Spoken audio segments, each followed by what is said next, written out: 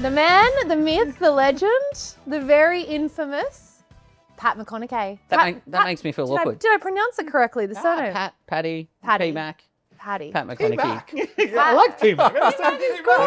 Yeah, all my online profiles are Mr. P-Mac. Love it. Yeah. Absolutely love it. Well, P-Mac, you've got an incredible story about how you got into this industry. And obviously, for those who are watching who may not be privy or aren't aware or living under a rock, you are one of the directors of Ray White Ferntree Gully. Yeah. The largest? The number one? Number one currently. Yep. Ray White office 8 years in a row. Well done. Coming for number 9, hopefully at the awards night next month. So Amazing. And then if we want to try and stitch competition up next year. number 10. You got to get the 10. Yeah, thank you, Dexter and the Judd White group. Let's see how we go. So it'll also be been on a that good seat. competition. There's a few other offices come for us as well. Werribee, Cheltenham. So we just got to keep our performance up to try and get number 10 in a row. And we're We'll on be batting for you. Yeah, thank you. We're on 20-year anniversary this year too. So hopefully we'll win in August, and it'll be the 10th number one, but 9 in a row. Incredible. Yeah. Tell us how it all started and how you got to where you are today. So I think my parents' industries are a little bit, they matter for the story. So mum was a conveyancer. Dad ran a real estate office, but as a CEO, he actually weirdly ran a Mitre 10 and a Barry plant in Emerald. Jack of all trades. It's weird, yeah. So anyway, that's a big backstory about how that exists. But I was trying to figure out, do I be an electrician, like all my mates doing trades, or what do I do? And mum knew a lady, her name was Trish Davey. She worked at Ray White Ferntree Gully. And she goes, we've got a traineeship opened up. You should tell Pat to come down for the interview. Mum comes home one day from work and goes, why don't you do this? And I was like, okay. Went and got a haircut. Didn't have to shave back then. So I got a haircut and chucked on what I thought was a suit, but it wasn't. And went down for an interview, got called back for the second interview and got a job. And then so started. How many years ago was that? Coming on 18. Wow. So you've only ever worked for Ray White Ferntree Gully? Correct. That's Yeah. incredible. Yeah. Then how do you go from being a young, bushy-eyed boy to the director? How did it all transition? Yeah. So when I started, it was I was classified as a trainee. So I started door knocking, booking 15 appraisals a week, handing them out to the team, and that was in 3 months in 2007. And then 2008, I was still a trainee, but working for myself. So started doing that.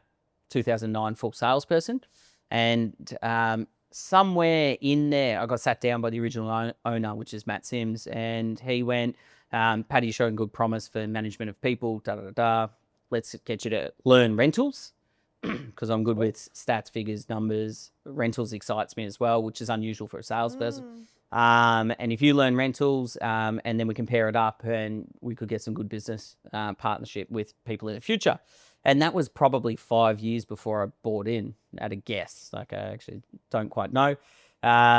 So I went through that journey. I did all the appraisals off the rent roll, understood rentals, all that sort of stuff. Did you not do any PM yourself or just? No, but I used to go out with the property managers when they were doing routine inspections, and I'd do the appraisals on the properties. So I'd do 6 appraisals in the afternoon for the landlords while...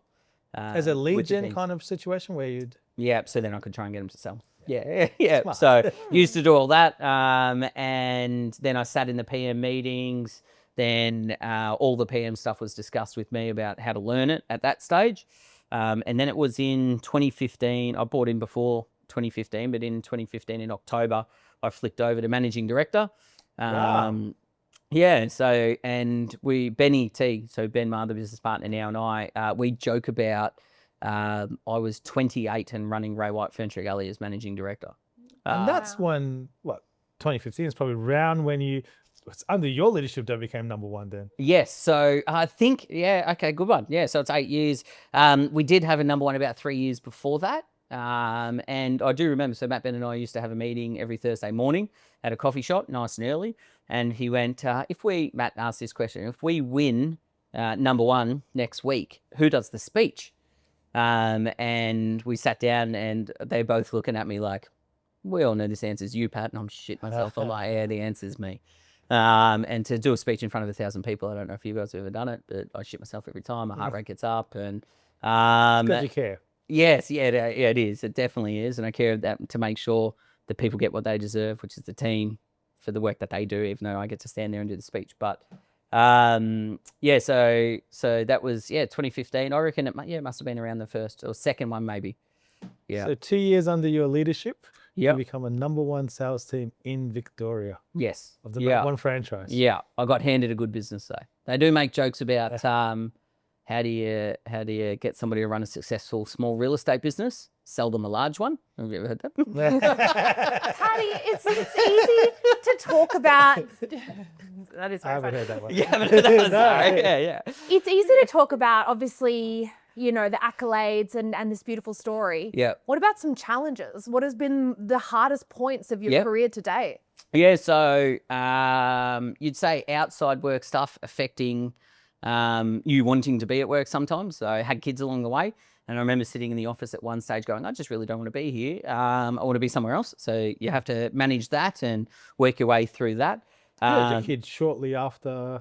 So 14 days, Managing then. first one, and she was Wow. born really sick. So when she was born, then I actually had a month off, and there was all this other stuff at the same time, and got good support from the team there.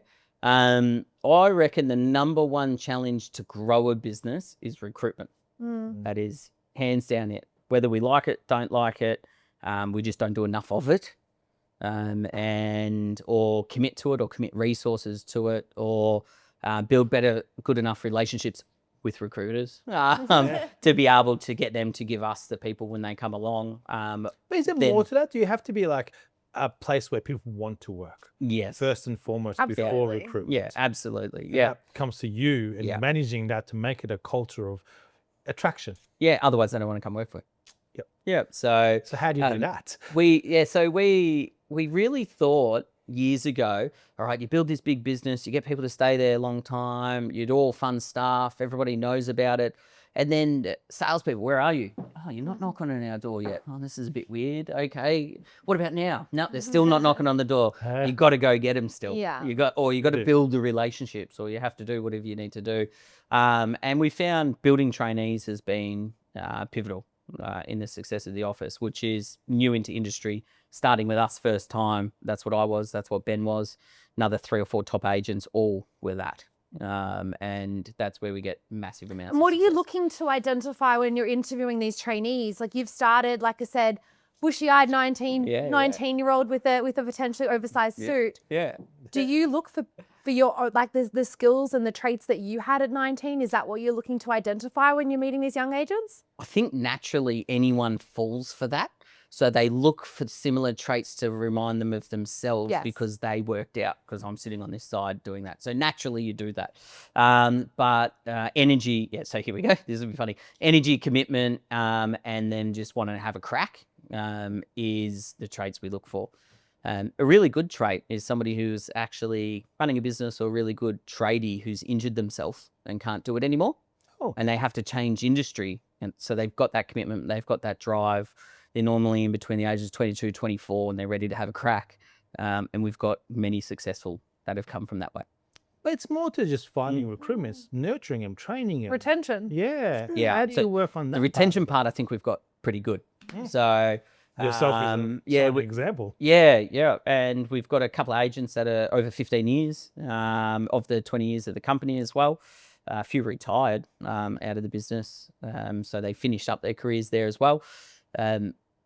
Creating a good environment is pretty much the #1 thing we roll by. And it starts with, I suppose, how we want to treat people. So if you start at that level, which is, I've got a saying, I speak to all new people that I'm firm but fair. So firm being, if you say you're going to do something, I'll hold you to account on that. And I'll ask you why you haven't done it but we do it fairly. And if you ever think I'm being unfair, please tell me, because I'll ask you why. And then we have a discussion about it. So we always go down fair. We set rules that are quite complex, because fair is complex. KPIs on, like, you got to make X calls, X done.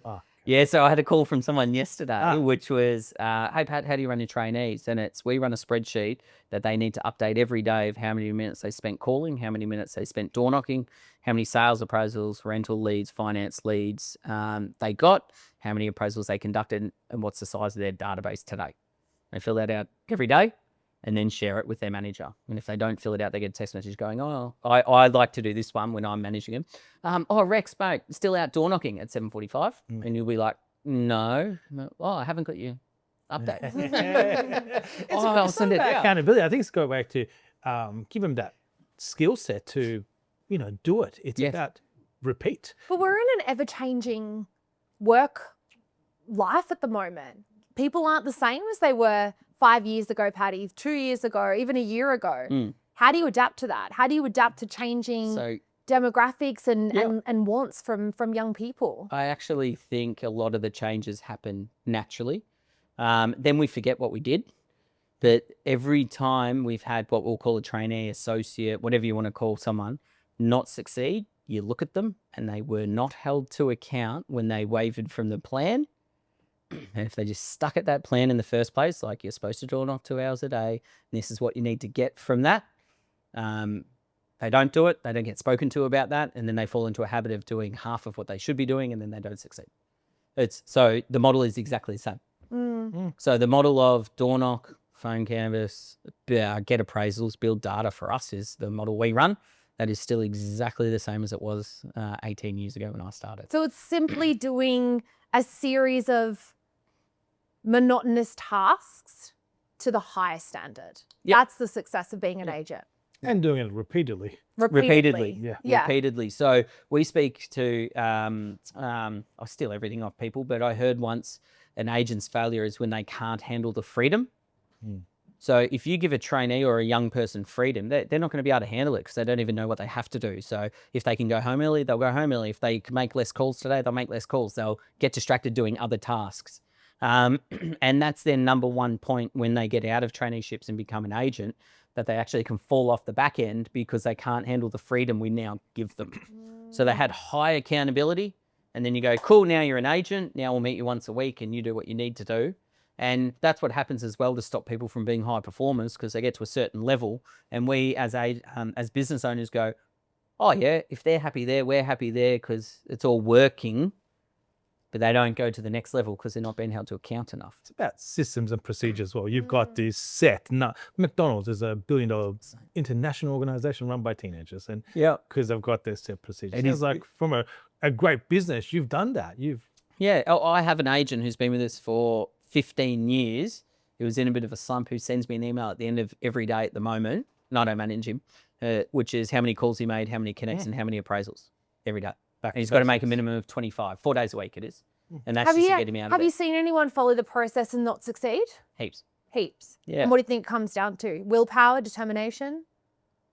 I've seen some pretty determined people that tell you they are. They try to hide what they're doing, and I'm not sure if their numbers are right.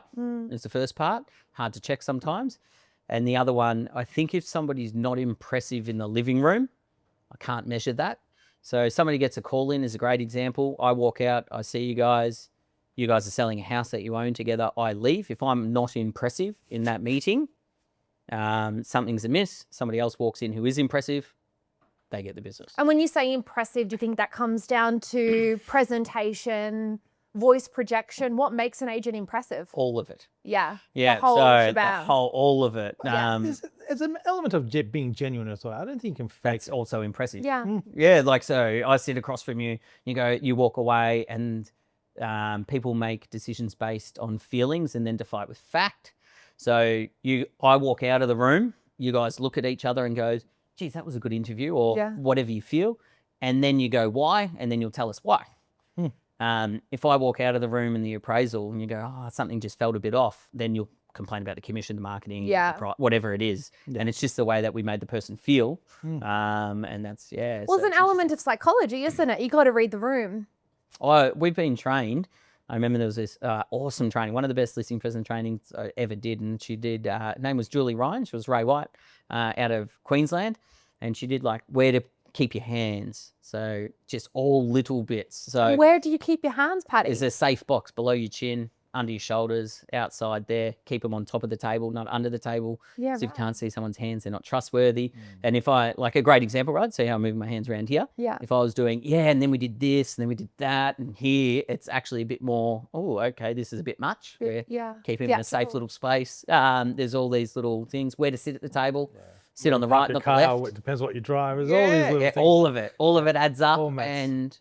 And at just these tiny little bits. I remember people used to walk out and check their mailbox on Saturdays. They're trying to see what car you drive as a real estate agent. They'd walk you out to there and they'll check their mailbox on a Saturday afternoon, and you're like, yeah, thank you, bye. And then you know they're just looking at your car. Oh, that's hilarious. Yeah. Patty, going from being an agent to a business owner and a father, taking on the role and wearing so many hats, have you found that difficult? How do you balance all of that? So, great question. I would suggest I take everything in its stride, so I'm pretty easygoing cat. Like, I just cruise through it, and I generally find not too much is a hassle. Like, I would say I'm never a stressed human being, but time. So if I was to describe myself, and I've got feedback before, I am time poor. So that's the bit that is the hardest challenge for me to do. With the once identifying that, and you try to fix it, and then you can't fix it yourself, and you go, great, now I need help. I got in an external company that built a leadership group. So 2.5 years ago, I went, I want to be able to step out of the office and go to, say, Europe for 4 or 5 weeks, and for the office to still run and everything to go fine. And I went, at the moment, I feel like I can't do that. So I got a company in, I don't know if you've ever dealt with them, called Leading Teams. So it's ex-footy players, isn't it? A lot of them are. Yeah, they're not all, but a lot of them are. They deal with a lot of football clubs. But Jake out of Ballarat, he came down and said, what do you want? And I went, I want new agreed behaviours. They did a psych test on your employees? Sometimes, there's all different things they can do. Yeah. So agreed behaviours, and to expand the leadership team. And I want to, in a year from now or next year, go away for 4 or 5 weeks and not be worried about the place, because I feel like I'm in it. We did all that. And May last year, I went away with a family for 5 weeks to America, came back, and the place wasn't on fire, and it all went fine. So that has probably been the biggest challenge, but identifying that before I went in to... Was that a challenge for yourself for not letting go and not delegating enough? I'm sweet with it. Okay. So a lot of people, it's a fair question, but a lot of people, it's internal. There is, so I'm happy to let go and stuff, but it's sometimes hard to delegate. You go, who do I give this to? And you just got to be conscious of that. Training, empowering. Yeah, but I have learnt before, you go away on these holidays and you come back and you don't pick up the work that people took off you. So then it leaves you with time. Then with time, you can do more strategy planning, more looking at the business, better things to be able to then push the business forward. Then you fill your time again. Then you go away, so you give it all off again. And then you just rinse and repeat. And then you're empowering your team as well, and your leadership group and the people around you. And the only other one that I get feedback about is empowering people to make decisions, where you can empower them, but they can still not feel confident enough to make that decision. So then they don't. So, especially around money. So if you say to a property management team head, any issues, you can give $500,000, whatever it is, to clients, they'll still come to you about it, because it's money, and it's not their money, it's your money, is what they think. So that's probably something, if you do that faster, you can step back more and then do more planning and strategy and stuff. Working on the business. Yes. Yeah. So What's your proudest achievement to date, both personal and professional?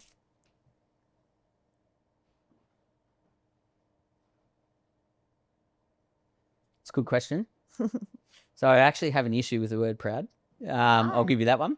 So Why? yeah. I'm happy to open up about this sort of stuff, so I don't mind. No, this is good.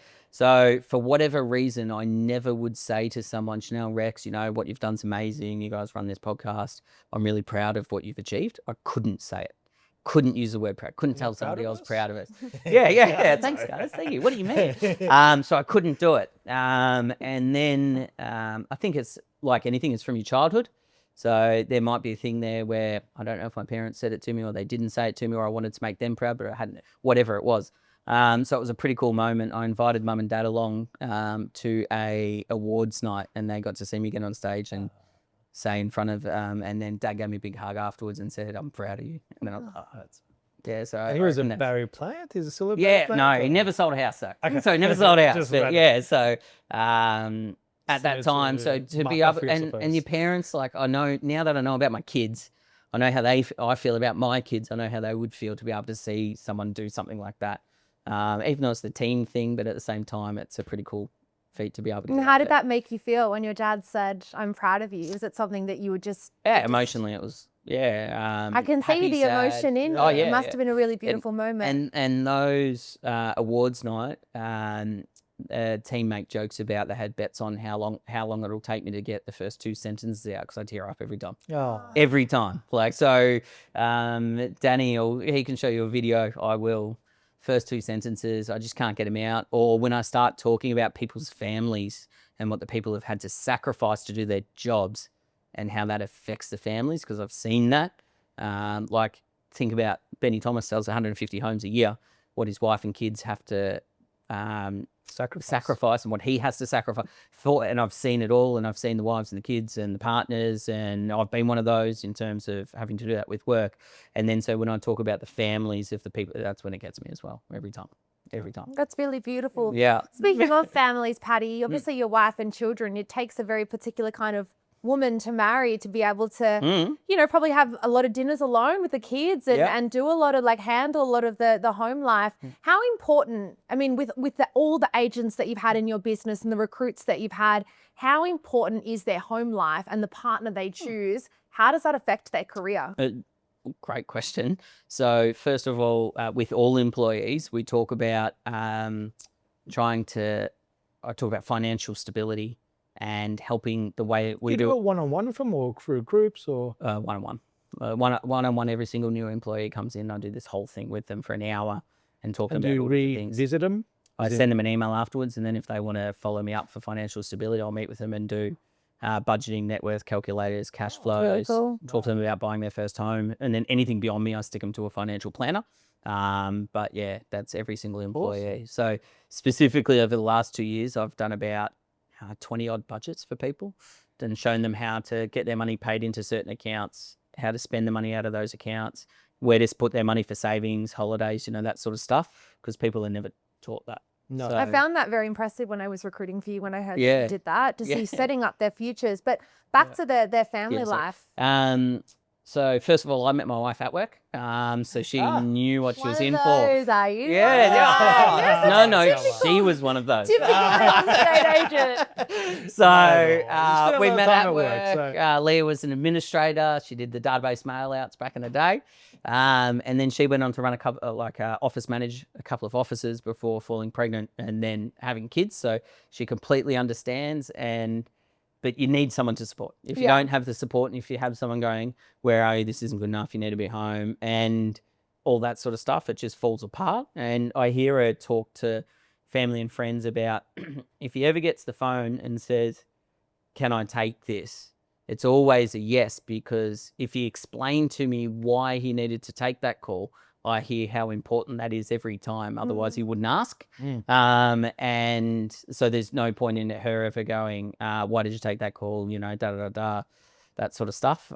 So massive support. Like the other night, I was on the phone while the kids were having dinner, and Leah was having dinner, and my dinner's on the table, and I hung up. I went, "Oh, so sorry about that." She went, "No worries. I know you wouldn't be doing it unless it was important." It's critical. I mean, I see it all the time. I see a lot of agents leave the industry because of their partners at home want their husbands at home. And you watch a career that could have been exceptional, disintegrate very, very quickly. With recruiting, Pat, I mean, what is the next strategy for you? Are you continuing on these careers nights? Are you actively sort of out approaching other agents? What is your recruitment strategy looking like? So building more relationships with other people. Do you do it yourself? Do you go and like people's social media? Do you reach out to them and say, "Hello, let's have a coffee"? I'm not massive on socials. So I see that. So I see when people go on recruitment sprees, I actually watch the other agents, and you go, "Oh yeah, that person's now commenting on everybody's posts and liking everything. It's happened recently, actually, that you see someone, they pop up and they're, you know, the clapping hands and all that sort of stuff. I do it for the videos for the company, but for me, I try to meet people face to face at open for inspections, send them text messages. So you go to other people's open for inspection? I used to do a lot more. Now I get somebody in the business to do it. Okay. Yeah. So it's the easiest way. I want to meet Chanell face to face. Yep. Drive past an open board. Hey, how you going? I was just driving past. Love to have a look at the place. Hope you don't mind. No worries. We've all seen our photos online, so we know who we are. And then you let me through the home, and then I'll send you a text when you sell it. Then smart, keeps up to much date. Smarter than the social media stuff. Yeah. So, but back in the day, the first way I started recruitment was, hey Rex, Pat McConnachie, Ray White, Ferntree Gully. You and I've noticed we've both been in it for a few years.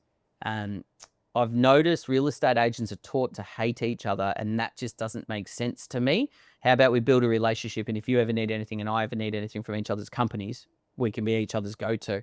How about a catch up for a coffee? And that just hands down worked. Like, but it worked because it was genuine. Like I made it up because it was genuine. I went, cool, let's meet people. Then I went and met heaps of people, and then a few of them work for us now. Do you recruit outside the area, or do you stick in your patch? I find it really hard to recruit in our patch. Okay. I find that's one of the hardest things to do. And it might be because we've been at the top for a long time, tall poppy syndrome. Hatred builds them to try to beat us. Yep. I actually just don't know. I find it very difficult to recruit in our municipality. Tough decisions. If I can talk about tough decisions. I don't want to mention any names, but you know, you've had great $1 million agents in the past, and you've let go. And a lot of businesses find it difficult if they have $1 million agent, even if they don't, you know, fit into culture, to let them go. But you do. And how do you come to that decision, knowing that I'm going to walk away from commissions? Now that you asked the other question, that was one of the most difficult things I ever did. Not because of the money, because of the relationship. So I remember doing that, and then meeting the team, calling it all in meeting, because it's a big deal. If you got appointments, cancel them. See you in the boardroom in 2 hours from now. And delivering to the team and pretty much crying for about 10 minutes while I delivered that to the team. That was one of the hardest decisions ever to make about... it's a tough decision because... culture over performance. Yeah. And a lot of... I think principals don't have the courage to make a decision like that. Well, they call them 10-ton gorillas, right? If you keep a bad recruit in, irrespective of how well they're performing, it's a cancer that then just spreads, and it affects so many elements of the business. It affects culture. It affects other people's success. But more importantly, I see it from an external end where it affects the reputation of a business, prevents other people from wanting to join. The add-on effect from it is so astronomical that if there's someone that's bad for culture, irrespective of performance, you can't keep them, right, Pat? So there was this really interesting thing that happens. You have a business, you have 80 people in a business, someone leaves, and now the 80 people tell you how much they didn't like that person. Like, why didn't you tell me before? Like, why not? Or vice versa, that in the market that you said, the person leaves, and then people that are agents in the market tell you about all the bad stuff that they did to them, and you're like, what do you mean? Like, that's just, I had no idea that happened. I had no idea the person was acting that way. I had no idea. And this can be people retiring. Like, it doesn't matter why they left your business, but you just find out, and people tell you after. They sometimes they don't feel that comfortable. Maybe they think they're the odd one out, and they're not talking to other people about it, because we don't have that sort of culture where everyone goes around and talks to each other about other people. So, but you can't keep them. No. I've seen so many businesses, you look at the person in it and you go, that's why you can't grow your sales business. They can't recruit because of it, they're so reliant on it. But reputation is everything. Like I said, I see it from a completely different angle from most, because I'm privy to so many different offices, and I meet with so many people. And you hear when there's, a continuous amount of agents saying, I won't go to that particular business because of this particular person. And you think to yourself, this business is missing out on so much, but they don't know, because they don't know that this person is so toxic to the external public. The one where I see that I think that the recruit coming in is wrong is when there's a juggernaut agent who's a good agent, and they go, I don't want to go there because it's the Rex show or the Chanell show. You know, that one? Yeah. I just go, so people are addicted to full stories. And if they don't have the full story, they make up their own truth. Yes. So they just make up that person must steal call-ins and be an asshole and like that, but they don't actually know. Yeah. So you have no idea. And I bet you people have made it up about Benny T before, and he's the most humble bloke ever. He's never upsets any of our sales team, and he's a selling director. And I've never had anyone come up to me and go, he screwed me on that deal, ever. But I bet you people in the public would go, selling that many homes, and he's a director, I bet you he steals this and does that, and it just doesn't happen. But people like to make up their own truths. The real estate industry, guys, they love some gossip, don't they? Love pouring a little bit of extra fat onto any story they have. Yeah, exactly right. Yeah. Patty, how would you describe your the culture of your business in 2 words?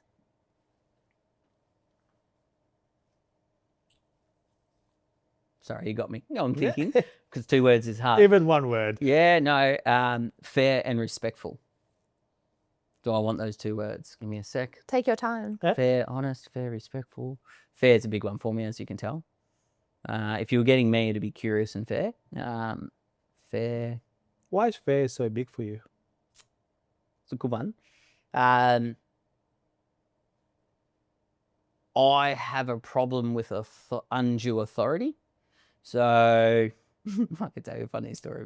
Like we're paintballing once, a bloke who's working there is telling me what to do, like he's an army commando, and I pretty much tell him to go fuck themselves.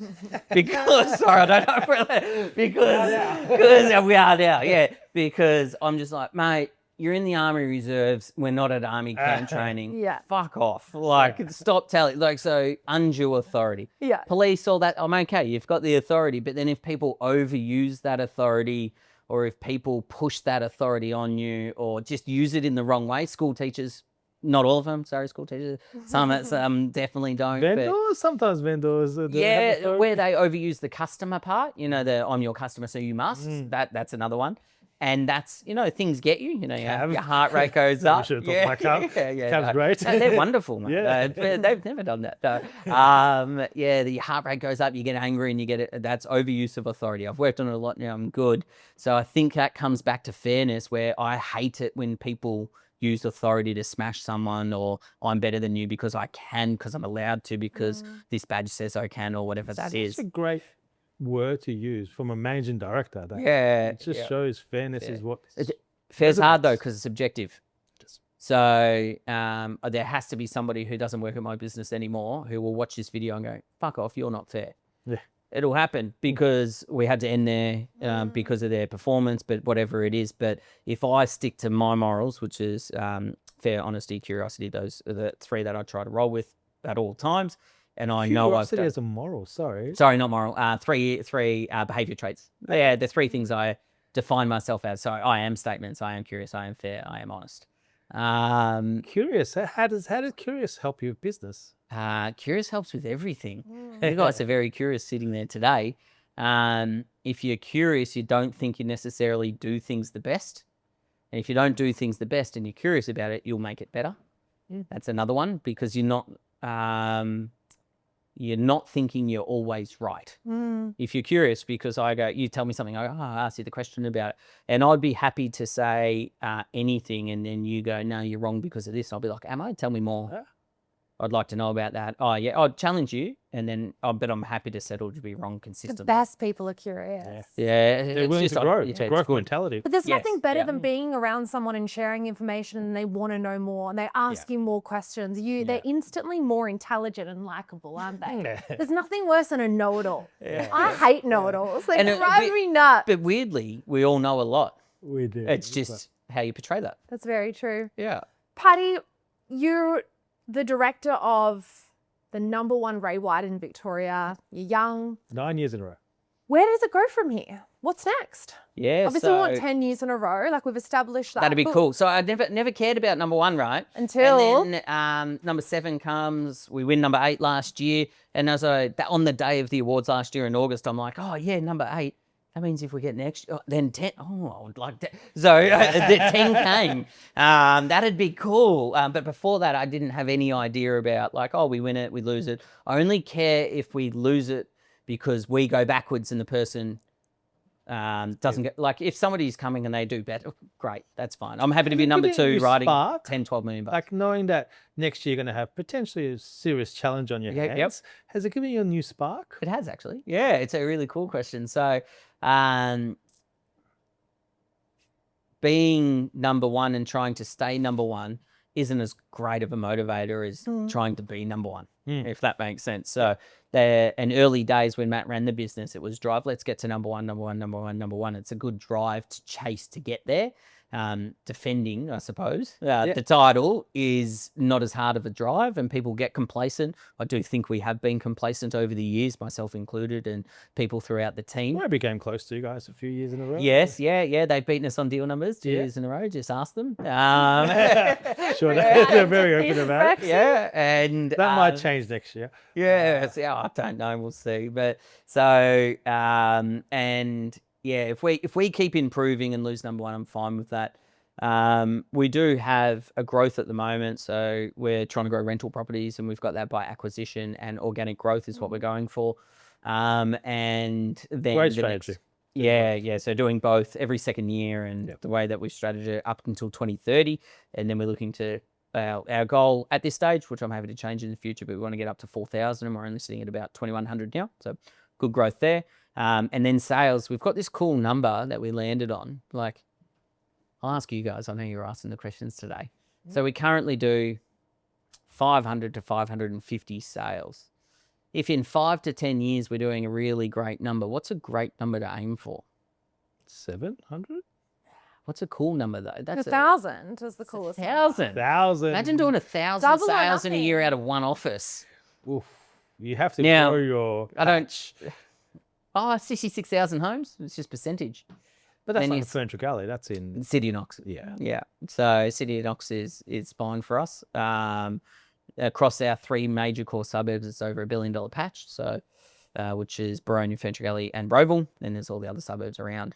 Do you, when you're growing a patch and you've got 3 big patches, do you set teams up in those patches and then... We literally just started doing that. Okay. So we didn't have that. And then we spoke to the team about, well, if you work in Boronia, why would you want to call in Roeville and so on and so forth, which are 2 suburbs away from each other?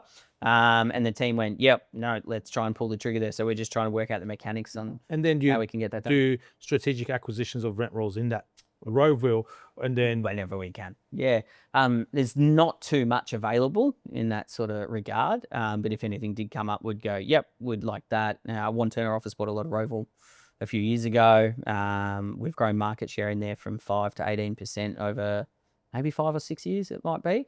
So there's just all different things that we have to do. But yeah, the next stage, and we've got people who work in those suburbs, and just then we're make it now exclusive. setting up teams. We're going, if you work in Roeville and I work in Roeville, when you have an auction, I'll go to that auction because it's good for all the potential vendors to see me there.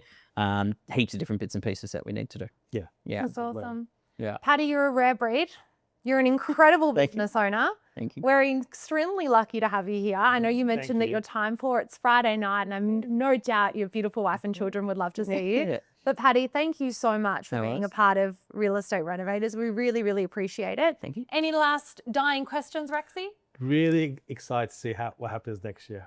Oh, so am I. I think Yeah. Let's close race. Let's sit here in September next year, and then I can We'll say bring you we one won and it or we two. lost Yeah. it. You know what? We'll have both of them here. Yeah, And we'll get 2 chairs up. And we'll do like a boxing match. We'll do a wrestling Not a match boxing match. instead. Can That'd we be so much nominate a fun. proxy? Because I've got a bloke. From my office, he'll be happy to have a go.